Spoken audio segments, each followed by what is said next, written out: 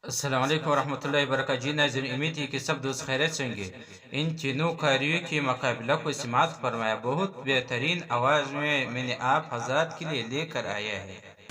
الشمس كورت كورت وإذا النجوم انكدرت وإذا الجبال سيرت سيرت وإذا العشار عطلت وإذا الوحوش حشرت حشرت حشرت وإذا البحار سجرت سجرت سجرت وإذا النفوس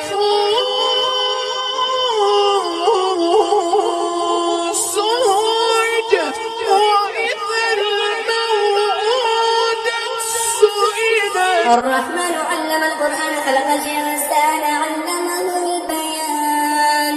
الشمس والقمر بحسبان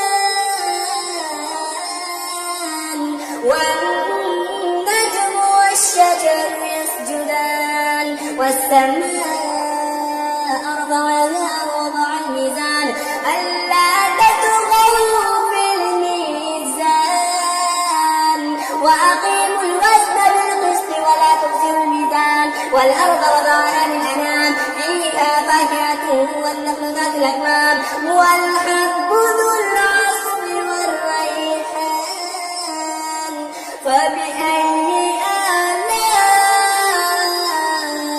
ربكما تكذبان. ولا تحسبن الذين قتلوا في سبيل الله أمواتا بل أحياء عند ربهم يرزقون فرحين بما آتاهم الله من فضله ويستبشرون بالذين لم يلحقوا بهم من خلفهم ألا خوف عليهم ولا هم يحزنون. मेरा यकीन है कि सब दोस्तों ने ये मुकाबला देखा होगा।